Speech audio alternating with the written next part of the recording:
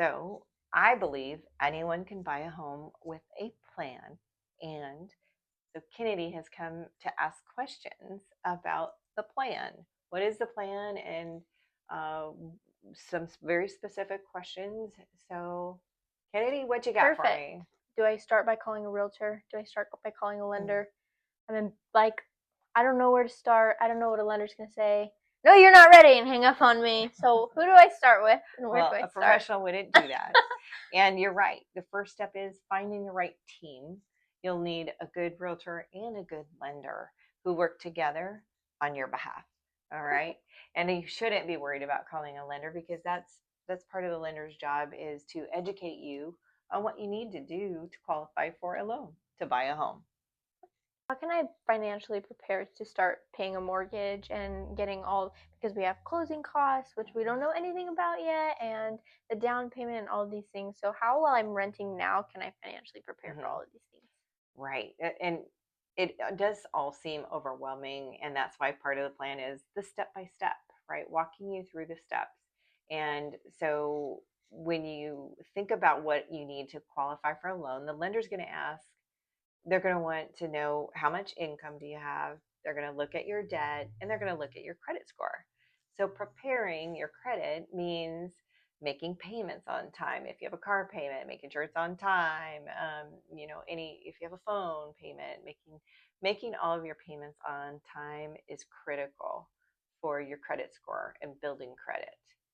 And lenders will help me, give me tips, or Yes. okay. Yeah. Sometimes we have young people who come who have no credit. And so it's helping establish lines of credit. Those you'll need, typically, it's at least 3 lines of credit that have been open and paid on regularly. So you're showing you're credit worthy. All right. And so most people start real slowly with a small credit card and a car payment or a furniture payment counts too. So Okay. there's different ways of establishing credit, and a lender can certainly help you. I'm not saying go out and rent a bunch of things at all, because no debt is better than debt. And yet we still need to establish some credit. So your lender, a lot of lenders will work with buyers. They have either a credit repair. Some people, you know, got some credit cards, and it's very, very common. And so if there's some credit card issues, we do have some, most lenders have a credit recovery program. So establishing credit or recovering credit are part of the plan. Okay. How do I go about, even, do I just pick a lender and pick a Mm-hmm. realtor?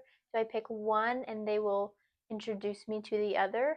Or how do I even go about that whole That's situation? usually the common way is someone will start with a lender, and the lender oftentimes will recommend a good realtor, or vice versa. A good realtor will have lending partners that they have experience with, that know that they'll be able to help with the right loan program for the right person. So um, and we've had, though, also the reverse be true, where someone went online and applied for um, a loan online. And I can tell you sometimes that's not the best outcome, because sometimes that national lender, that national bank doesn't understand nuances of the area. And sometimes they just don't communicate well. I used to say, and it maybe not so nice, but it used to be true, where I would see pre-qualification letters from some of the national banks. And oftentimes those loan officers, there's not really even one person, a loan officer, there's departments. So there's a processing department and an underwriting department. And when we needed an answer to a question, we didn't have anybody to call. And that can be really hard and Yeah. stressful for a buyer when you can't get answers on where are we, is our loan on time? Yeah. Are we going to be able to close on time? Because we have people pointing fingers to different parts of the bank. So there's no direct person to speak to. So many times. Oh, yeah. Girl, that sounds like a nightmare. And that's why we like using a local lender that we know can get the job done on time, that we trust, and that knows the area and the different loan types available, because there are sometimes first-time home buyer programs for different geographic areas. So Cool. Depending on where you live, what county you live in, there could be a first-time homebuyer program that maybe a national bank doesn't even know about. Would it be frowned upon if I'm looking to buy a house in the next 6 to 8 months and I want to talk to a lender now? Not at Or all. Not at all. The only caveat is that they wouldn't be able to quote you interest rates because we don't, they change daily, yeah, right? So we don't know how much house you can afford in 6 to 8 months. If interest rates go up, it's less. If they go down, it's more. okay. Can I But just ask ChatGPT about everything? Do I really need to go to a lender? I wouldn't recommend it. I haven't had, I don't know if anybody's done it. I'm sure people are doing that. Yeah. But I trust our lending professionals because they can help navigate through everybody's situation is a little bit different. Mm-hmm. Everybody's income, everybody's debt, everybody's credit score, and the property. So sometimes a type of loan we can't use that loan on, let's say, a manufactured home. Okay. Then it's a different loan product. And so I'm not sure if ChatGPT is as well, and I'm sure it's getting there, but I don't know. Not quite there yet. So Kennedy, one of the questions a lot of people ask is about down payment. Yeah. Well, and I've heard 20%, and that's terrifying. Yes. So how do we go about that if it's not feasible for some people? For people like so Dave Ramsey is a huge financial peace university, and from the recommended is 20% because you avoid what's called mortgage insurance. Anywhere from 10 to 20% for a conventional loan, you won't have mortgage insurance, and that's a big savings, and that's great. It's not realistic for most people. Mm-hmm. So we have veterans. The VA loan is a 0% down program. We have rural lending, so many parts of Pinal County, you can qualify for a USDA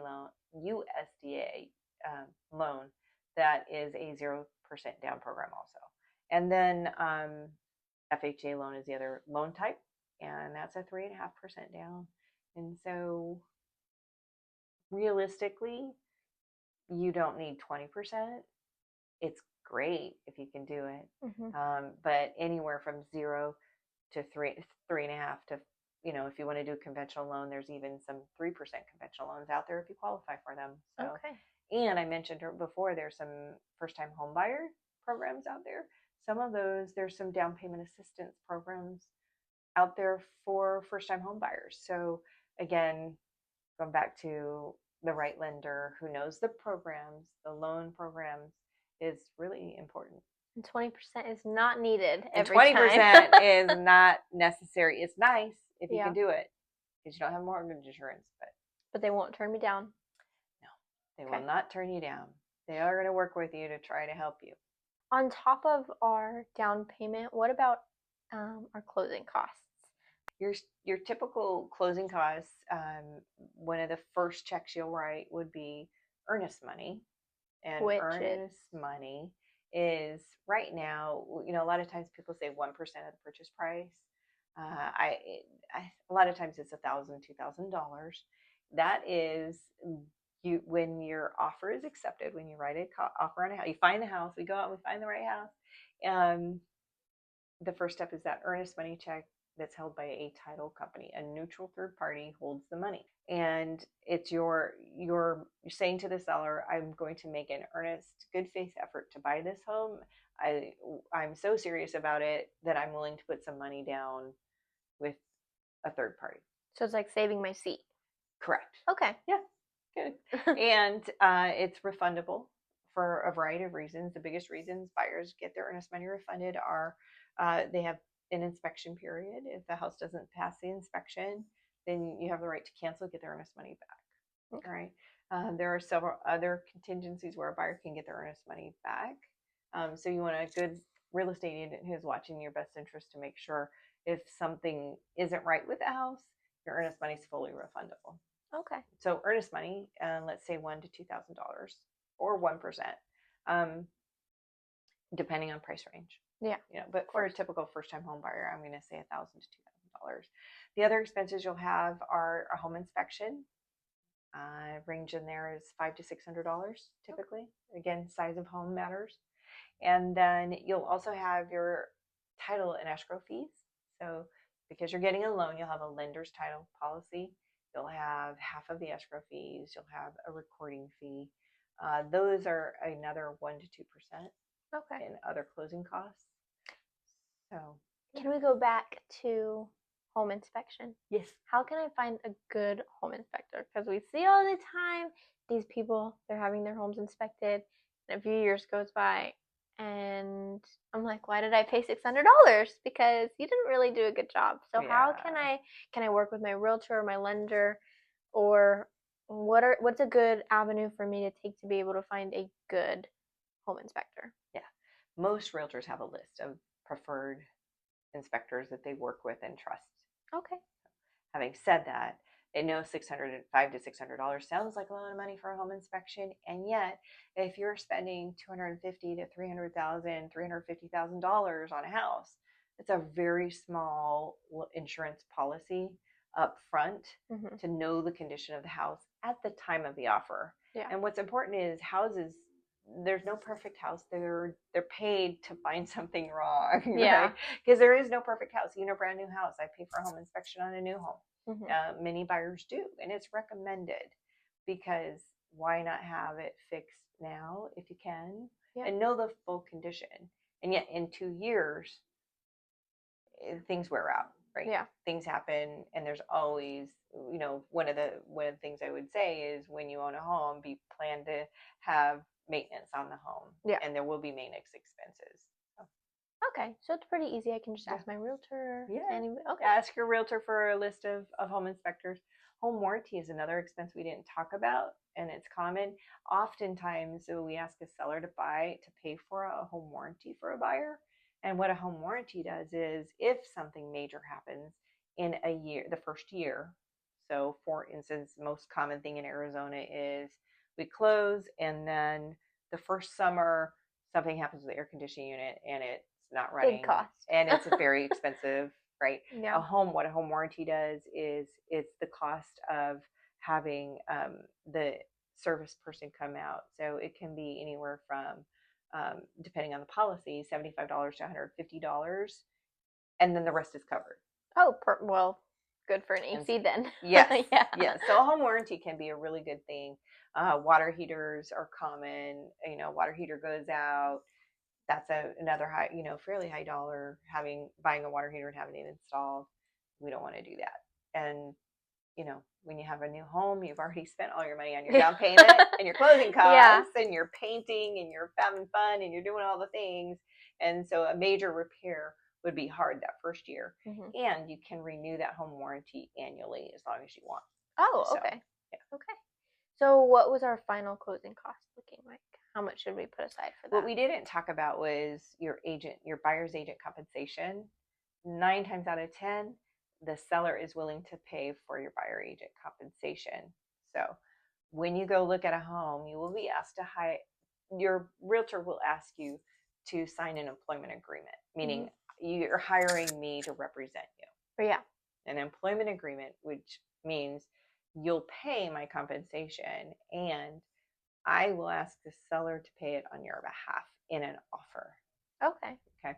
And again, most sellers understand this is a cost of sale, and they're willing, and they've already budgeted for it because their realtor has already prepared them. Okay. To pay that expense.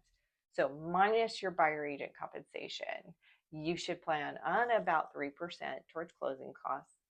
And because we're in a buyer's market, many times a seller is also willing to pay a portion of those closing costs. So in the negotiation, a good realtor is going to ask for seller to pay a portion of your closing costs. That's pretty standard in the market that we're in right now. If the market changes and it becomes a seller's market, again, those negotiations get a little harder because we have more buyers competing for the fewer properties in a seller's market typically. Okay. Whew. It's a lot. Yeah, I know. But at least we can come back to this video and watch it later. Yeah. So how can I find my realtor? Well, Keller Williams Legacy One Realty here in Casa Grande, Arizona we do sell more homes than any other brokerage. And I feel like we have a lot of talent and full-time agents. And I do hope that most people think about, if it's not a Keller Williams Legacy One agent, it's a local real estate agent, because we give so much to our communities. There's some great agents here in town, and that are very giving and supportive of the community. So number one, use somebody local. Number two, I hope it's Keller Williams. And a lot of people will ask their friends and family Okay. about, who do you know that's a great agent. Yeah. Okay. What I don't like is when people go on Facebook and ask for a good realtor, because I've been here a long, long time. I mean, 30 years, and I see realtors that I've never heard of before on CG Chat. Yeah. And it's kind of, and I know they're not local. Yeah. And so it's kind of frustrating for me, because I care so much about people and the community, and I want buyers to have, buyers and sellers to have the most knowledgeable, and knowing the area is very important, Okay. because there are nuances. There are some things unique about certain areas of Pinal County, especially, that maybe an outside agent may not know. So not Facebook. Not Facebook, please. Not Okay. Facebook. Okay. Well, I think that's all my questions. Thank you. Thank you.